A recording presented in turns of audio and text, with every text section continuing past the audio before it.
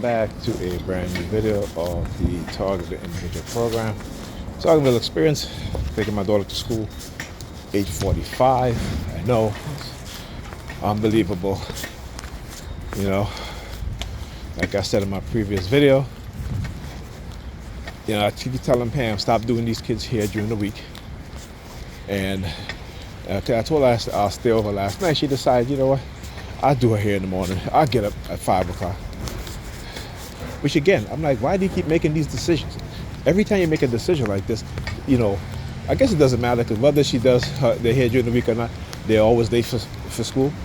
But I hate the fact that I have to bring her to school late, particularly this late, 8:45, right? Because her mother, again, decides not to listen when she could have done her hair on the weekend. Look at the problem. Look at the problem. I tell you, they'll always show up. Go ahead, listen.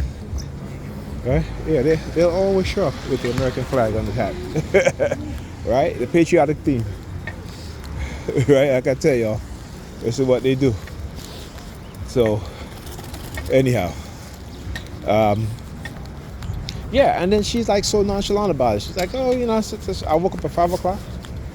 Right? She had plenty of time. But no, she stayed in bed until 5:45, and after this will get in the bathtub. So Ethan was a little late, not too late. He left around 8:04, so at least he can still make his first period class. But this is the time I'm taking her to school right now, which is ridiculous. And I said to her this morning again. I said, when you make these decisions, this is what happens. This is what happens, right? You have no concern over your children school attendance, right? You know what I'm saying? And when I say I'm frustrated because I like to take the kids, make sure the kids get out of the house on time and to school on time. If they're late, at least they're a little bit late and not a whole lot late. Come on, listen, right? But this is a whole lot late. I've never taken her to school this late. Never. This 23-year-old morning, you be like, morning, you ready for your fit, yes. Yes. But this is what they do. This is what they do. And why she's doing it this morning when she could have done it last night is, again, they always try to destroy your characters. They know anything that they know that you like to do or it's important to you, they will sabotage it, and they will use the people around you to do it. Because all these, not all these ladies, but a few ladies stop me and they're like, your daughter been walked to school by some strange guy, man. I'm like, he's not a man, he's a boy. That's her brother. I said, because I like to get the kids out of the house on time. That's very important for me.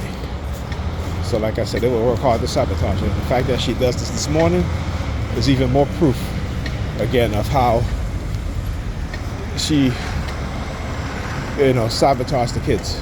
And she sabotaged herself too, right? Because now she ended up being late for school, right? And this is what they do. This is what they do. Try to give you a bad name, try to discredit you in every single way. You know what I'm saying? This is what they do. All right, that's the mindset of these women. Like I said, black women are being weaponized, have been weaponized against their children and against the men in their group, and they don't even understand. They don't care. Right? They don't want to see the truth or know the truth because they've been conditioned with this highly delusional mindset. Right? This is why children are failing. Right? You know what I'm saying?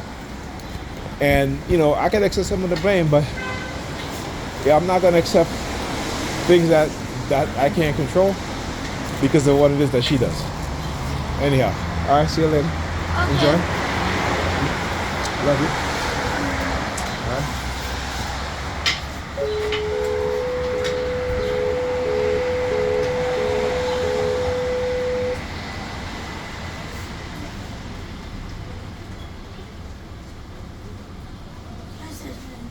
Huh?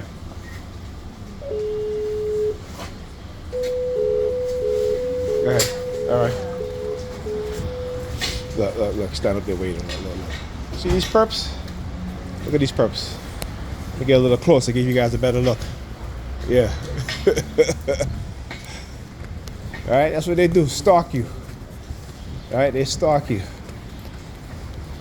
But yeah, and you know, like I said to her, you know what, I'm gonna stay over because I want to make sure the kids at least get to school on time this morning. And what did she do?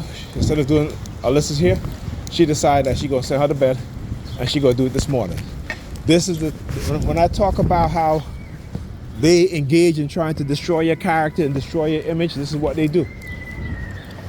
Right? Particularly since I told her, I said to her, you know, I said a couple of the ladies asked me, look, NT 1132 on the school bus right here. That's right there. And that's, you know, that they're like, yeah, we know you, Dad. You always bring your daughter to school early, right? Whenever she's with you. So again, this is her attempt to try to make me look bad in front of the lady. And I think, as a matter of fact, one of the ladies that was talking to my daughter, she might have been one of the women last week who asked me about a strange man that was taken to listen to school late. So, but this is what they do. You got to understand these people. You got to understand the mindset of these so-called Christians, right? You know what I'm saying? They know that they don't know. They're blinded to the truth, to their reality, to what it is that they do, right? That the majority of their children are failing in school. Our kids actually, right? Are failing in school. Attendance shot up. Why? Because of the high single mother-led household. And single mother-led household produce the worst outcome for children.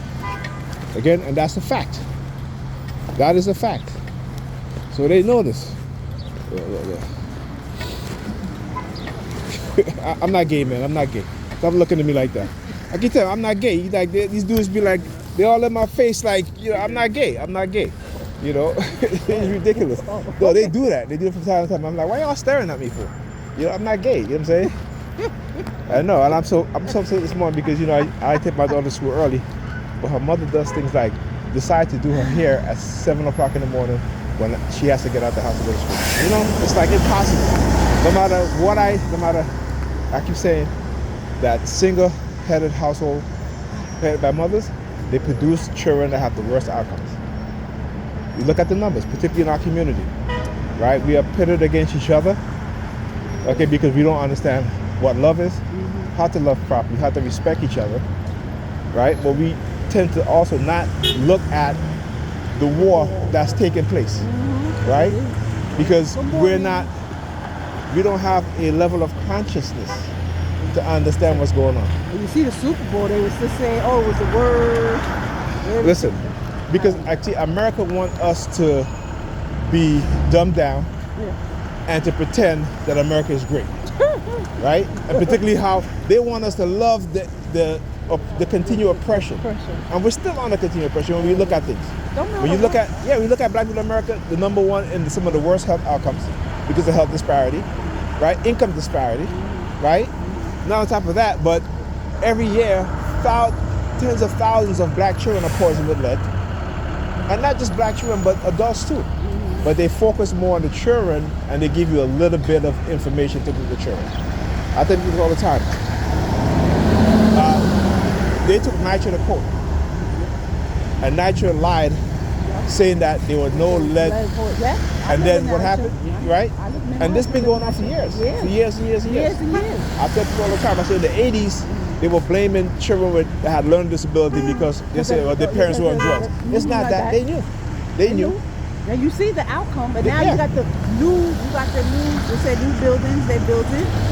Now they said half of it, oh, okay, we're going to do mental ill, and then we're going to do, you know. Listen, that's another state. This is a state that white America won't us in, right? Even in public housing, they just sued this landlord, and the current tenant got like $2.6 million, which is really nothing. And this man owned this building for decades.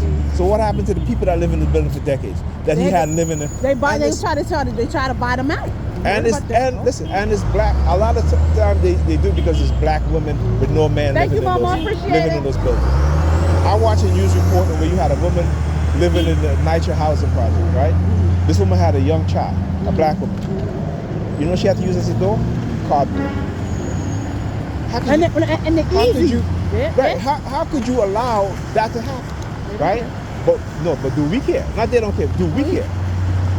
Right? If they say, because it's city employees, like I said, I live in NYCHA, me and my husband live with our kids, even though we got. Now there are some NYCHA buildings that are well obtained because the people there make sure to make sure, yes. But those buildings that you have, again, lead affects children the most, but it also affects adults, right? Okay.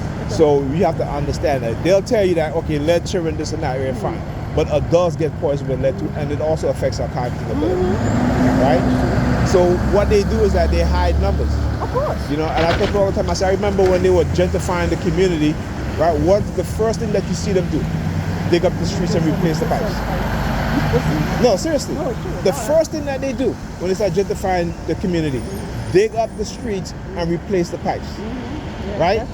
The water was good enough for us to drink, but it's not good enough for when white people drink. You see, we gotta think and we gotta understand these things and how it affects us. I live in Bed-Stuy, so trust me. Right? I know Bed-Stuy. Listen, Bed-Stuy, and on top of that too, they've been these white have been turning family members against each other. Get them to sell, half of their. Well, before Barclay, remember all that? You know. I know. All that before Barclay Center was all house. You see how they all those houses took it for them to make the stadium. And also that too, but like I said, it caused a rift between family members.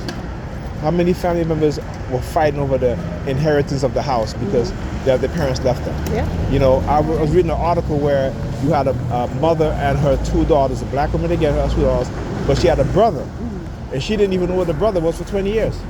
How is it that the real estate agent were able to seek her brother all the way in Australia and to get? So I want you to understand the level that they go through to do certain things. This is just a small fidget. Then on top of that, they will go to, if they know you own a house, they find out where your job is at. They will go to your job, get you fired to have you default on that. You know what I'm saying? Not be able to pay the mortgage, so they can come in the bank take it and they can buy. Yes, that I know. Diabolical. This is what we have to understand, but we don't understand these things. When they say, remember it was a year old, you could buy a house for $1? Yeah. You remember that? And they was like, okay, you go everywhere. Listen, it's a catch-22. Right, but we like to blame each other for our things without understanding. That's what I always say. I said, I don't blame black people for acting a certain way, because I know once you have an understanding, you become more aware, you become more understanding to how black people act in this country because it is perpetrated on us. They use science, technology, and the environment against us. And what do we do? What do we use? Pray. Listen. That's what we do. We use prayer. They said if you want to tell a black person, put it in a book. That's all. Well, no, that's what they said. In a book outside of the Bible, because we can quote scriptures, right? But then when we go to court with these landlords, we don't know shit about the law, right?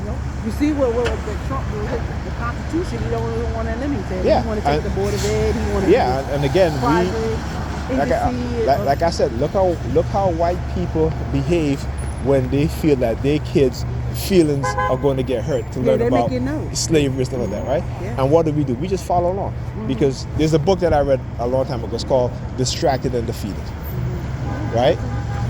And I have so many books, particularly books that has to do with environmental poison. There's another book. There's a black woman that wrote it. What's it called again? Poisoning our environment, right? And how lead has been used as a weapon against black people to dumb down our intelligence, right? And you can say there's a reason why black people are so creative, right? Not only are we naturally creative, but because when you put us in harsh conditions, there are going to be a few of us that are going to excel. So what they do is that they put those few and they say, okay, there's why, you know what I'm saying? But again, the vast majority. That's it. We look at the few people and forget that we are 54 million people in America. Even if 1 million black people was in the middle class, that's 53 million that are working class and working poor. Wall Street, right? But again, and then they have us focusing more on our dual experience, and that's what keep us in this selfish mindset. When we think about ourselves and our surroundings, we think about anybody else. You understand? Nobody else. This is how we're conditioned, and because they've conditioned us into being believers, not people that know, believers. Because when you tell some of these Negro Europeans the truth about their history, they don't want to hear it. They don't want to hear it. You know what I'm saying? I'm like, I tell people all the time, they're like, you what's your religion? I don't have a religion. I have my African spirituality. And then they see my chain, which is the Ankh and the Ayahuasca, and they're like, well, that's a religion. No, the Ankh is not a religious sign. It's a sign that means life. It's a sign that our ancestors used to celebrate the family, right? And then they're like, they score a picture. I said, okay, you know what? There are all these discoveries being made about characters in the Bible has some truth to it in terms of some of the ancient kings and stuff like that. But first of all, there was never really a King David as they claim, right? But there was a King Hezekiah, right? And the King Hezekiah, you look at his royal seal. Good morning, pretty dressed today. Right? Hezekiah, his seal has the sun with the winged disc, which is Ra, right? The sun, right? So, and then it has the Ankh on both sides. Now, this is King Hezekiah in the Bible. You read the Bible about Hezekiah, you know, one of so-called God's favorite. But when you look at the actual history, you look at the archaeological evidence, it shows that these people were black people who practiced ancient Kemetic spirituality, right? Well, you remember they say, oh, the Bible. They say, oh, his hair was wool and eyes. Thank you. But black people will ignore it and say, well, it doesn't matter. No, we say it all the time. Oh, it doesn't matter what color Jesus look like. But you go to a white person, they'll tell you Jesus is white. You go to Hispanic people, they'll tell you Jesus is white. But we're the only one that says, and again, no one named Jesus at that time. We're not even using the right name of the biblical character. Morning. Right? Because there was no J before 1524. Right? There was no J. And if you, in the English translation of, which is Yeshua, it would be Joshua, not Jesus. So how do you put Jesus?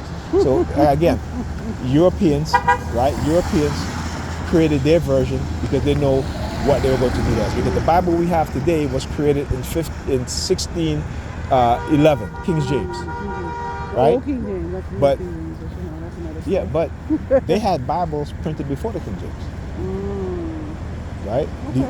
Do you think we ever go back and look at that no. shit? You know what I'm saying? They had the Wycliffe Bible, they have the Old English Bible, they have all. They always talk about the King James. They had it, and again, keep you in the loop. Okay. Right? But again, the Bible is not even supposed to be translated. We're supposed to be learning Latin in order to read the Bible, right? Because the translator understand there are certain words that you couldn't translate, so they added their own words in there. So that's what you need to understand too. So when people say the Bible is the infallible word of God, and I'm like, how could the Bible be the infallible word of God when it has so much contradiction, all these different things, and then we don't even read the Bible. We read what they give us to read over and over and over. So it doesn't matter what church you go to, it is always the same sermon. They may rotate the sermons, but it's always the same sermons quoting the same thing over and over and over. But if you read the entire Bible, like I think when they use Isaiah and say Isaiah prophesies about Jesus, I was like, no, he didn't. Go and read that entire section in which Isaiah is giving a prophecy. He's not prophesying about Jesus. He's prophesying about King Ahab. So if you read the entire thing, don't just stop when it says a child should be born to a young virgin and they should call him Emmanuel, right? And even if that was the case, how does Emmanuel translate to Jesus, right? So we don't think because we are brought up with indoctrination and we believe these things. But I have to say, these things come out of our culture. This is we just believe in their reinterpretation of our culture. Right? You know what I'm saying? We used to be a people that know. Now we're people that we believe. That's why we're at the bottom. You look at China. China compared to Africa. Look how China has the most skilled workers, the most educated workers, right? Black people in America and in Africa, they build in churches. Churches, right? Corporations, churches use us, particularly our women, particularly black women. Black women are the biggest spenders and buyers of luxury items. But the vast majority of them don't make enough money to be buying luxury items. They will take out loans to buy Birkin bags or what have you. Like I said, the generation now, it's worse. It's worse. It's worse because there's this thing called cognitive warfare and neurocognitive warfare. See, white people haven't been engaging in the development of neuroscience. And neuroscience, they started with All right, black have a people. good one. Look. All right, In the baby. 60s and 70s, there were two doctors, Dr. Jose Delgado, Dr. Robert Heath. Dr. Jose Delgado created what he called a stem receiver, which is a radio transmitter and receiver implant that he can implant into your brain or into your shoulders to control your behavior. There's actually footage of him putting an implant into the skull of a bull, using a remote control to stop the bull from charging the matador, right? So this is in the 60s. So in the 60s, they were using the electromagnetic spectrum because we all have electricity running through us, right? Enable all of our cognitive abilities is all neutrons firing off electrical signals. And the so-called brain initiative is to basically say, okay, we can identify every neuron, every signal that we touch, taste, smell, and we can reproduce them to anybody else, right? So they can able to transmit emotions over a wide area to make everybody feel sad, everybody feel happy. Well, we don't believe that because we only think that God is the one that. But if you go and look at the research, right, from the clouds, how to make it rain. From the 1960s, they had developed microchip brain implant. It's not nothing new today, but because we don't know. So I always tell people all the time. I said, if you remember that movie, Wizard of Oz. Wizard of Oz, right? What happened? You have these people called the Oompa Loompa, who were very ignorant. They got all this all-powerful wizard, right? He had all this magic, and then he was using technology. This is what they've done. They made us into believers so they can use technology to control our minds, and be associated with God. Right? Listen, that mark of the beast is you go to the history of that, the mark of the beast doesn't refer to anybody named Satan. The mark of the beast was Emperor Nero, right? Because at the time, they said that Emperor Nero set Rome on fire to blame the Judeans in the Judean War. That's where the mark of the beast comes from, but we don't understand that. And on top of that, the other reference to the mark of the beast is science. We as carbon-based people, 6 neutrons, 6 electrons, and what is it? Protons, which makes up your carbon-based life form, right? Because why? Because our ancestors understand science, right? They were the first chemists. This is why they can embalm mummies, and not mummies, but the dead, and still preserve them up until to this day. You have to have a scientific mind to do that. Then the paint on the metal nature, they call it hieroglyphic. You have to have chemistry in order to do that. So biology, chemistry, math, Pythagoras, that they say is the father of math. No, there's actual proof in the German museum, and it's called the papyrus rhyme, which shows you that ancient African black people already had the Pythagoras theorem, which is a squared plus b plus c. So that's already there. We build the pyramids. How do we do that? Mathematics, right? And again, and in the Bible, where in Genesis, it talks about how Eve was tempted, right? But again, they understand, right? Because in African Kemetic spirituality, African culture history, you could not become king or queen through the line of the father. It had to be the mother, right? And the woman, the women were the counsel to the king, right? So when he wants advisor, he doesn't go to the father. He goes to the matriarchs. They're the ones that give him the knowledge. So what they did is that, because their mindset was like, oh, our woman is beneath us. So we're like, okay, well, we got to create our own religion based off of these African people, but we're going to demonize the woman, right? So now the woman becomes the one who caused man to fall for sin, right? The woman is because again, I always say, when I read the Bible when I was younger, I was like, well, why wouldn't God want you to have knowledge? Why would God want you to be dumb and just toil the land? But that part comes from the Babylonian myth, right? Where you had these gods and you had these mini gods and the upper gods, and the mini gods were tired of working the land, they were digging for gold and all this stuff. Again, shows you again that when you look at Africa, where's all the gold? It's not in the so-called Middle East. There's no gold there, Yeah, that I know. right? So you have to go down because again, they understood our history. We don't understand. You know, there was an Egyptian priest and historian named Manethos, and Manethos wrote the history of Egypt. This is where we know the kings list. All the kings of Kemet is from Manethos, giving us the information, right? So they know that how civilization began. Black people, right? They hid our history from us. They lied to us. You know, we didn't know about the Moors. When I was growing up, I didn't even know about the Moors. The Moors ruled Spain for 700 years. Built the first universities, teach Europeans how to bathe, build bathhouses. But they'll tell you, oh, the bathhouse is associated with Rome. No, it's not, right? Europeans were nasty. White people were so. There's a book called Dirt, and it talks about how people in Europe were so disgusted that they used to bathe like once a year. Because you are late. Right?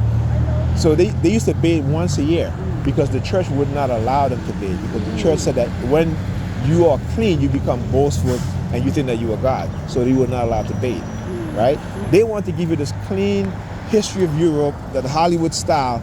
But if you go and you read this book, the book is called Dirt. Remember, it's called Dirt. I'm gonna remember that. You will be shocked at how. And again, this is history. This is by a white historian, okay? And the reason why he named it Dirt because Europeans had this strong connection with living dirty.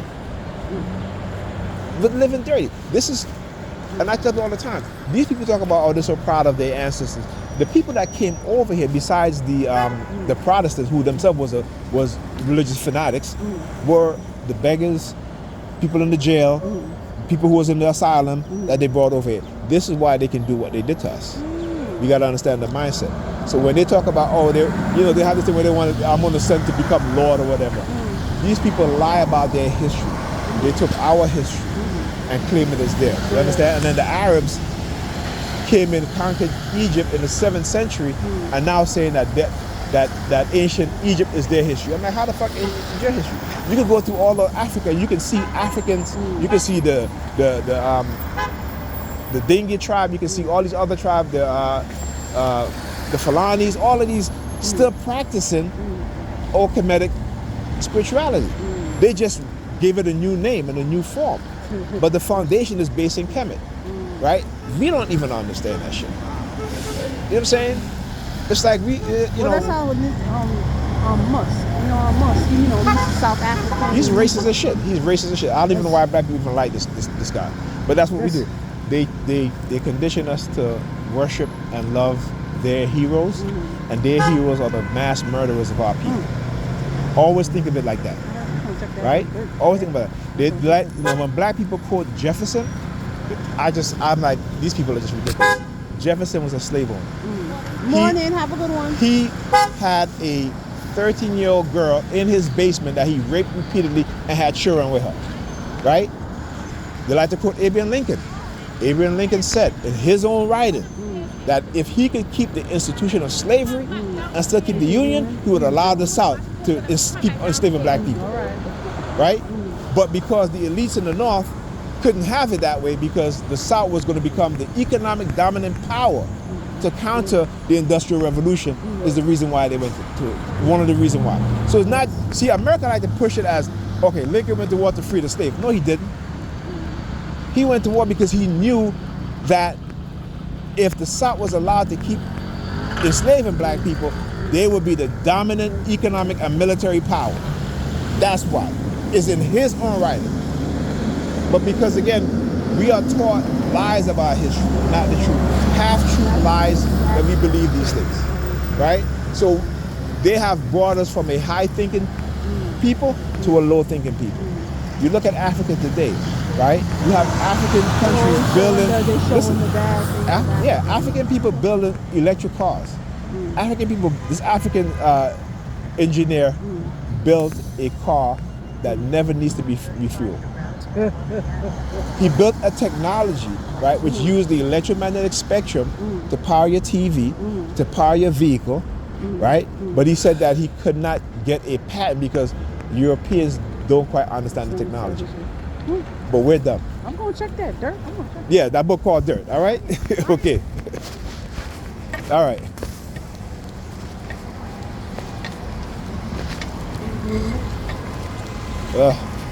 Oh yeah. I have to educate. You know what I'm saying? I gotta educate these people, man, because we don't quite know what's going on. So this is one of the things that I do. Whenever I have an opportunity to talk to somebody and educate them, particularly if they're black, on our history and what has been done to us. And this is what they don't like. They don't like me interacting with people, again. And they will do whatever they can to destroy your character, to make you look bad. Because she was one of the person that said to me about, she's like, yeah, I know you, Dad. You always early with your daughter. Right? Look. So she grabbed her crotch, or he. Is that a guy or a girl? Come around the corner grabbing their crotch. But this is what they do. This is what they do, man, to try to villainize you, right? To, you know, I posted a couple of articles about the white savior mindset, the white savior man. Yeah, fuck you looking at me like that. Like I tell you, these people, they're upset because they hate the truth. They've been conditioned with lies so much that when somebody tells them the truth, they don't like it. That they will accept, you know, these white people doing all kind of shit to their very own and trying to justify it, but not understanding the reason why they're doing it. Right? What's the real reason? It ain't the reason why they're telling you. Okay, it's the reason why, because again, they know how to identify certain qualities within young black men and women. And if they can't use you, they'll destroy you. They'll try to set you up to destroy you. And the Negropeans, right, are part of it. Again, Xerxesum, giving them a false sense of power, using religion, making them think that they're so morally superior to anybody else. You are not morally superior to anybody else, okay? Matter of fact, you are not moral at all. Because if you need the Bible to give you morality, if you use the Bible to give you morality, you have no morality. All right? Moses got his 10 commandments from where? From Kemet. From Kemet. All right? And in Kemet, we have 42. Right? The 42 laws of Ma'at. That's what they call it. Right? It isn't thou shalt not. It's I have not. I did not. Right? Europeans will say, thou shalt. So they can always put the blame on God or the devil. Right? If they get a job, then okay, God gave me this job. If they get fired, oh, the devil at work. You know what I'm saying? It's like, the mindset is unbelievable. Anyhow, talk to you guys in this video.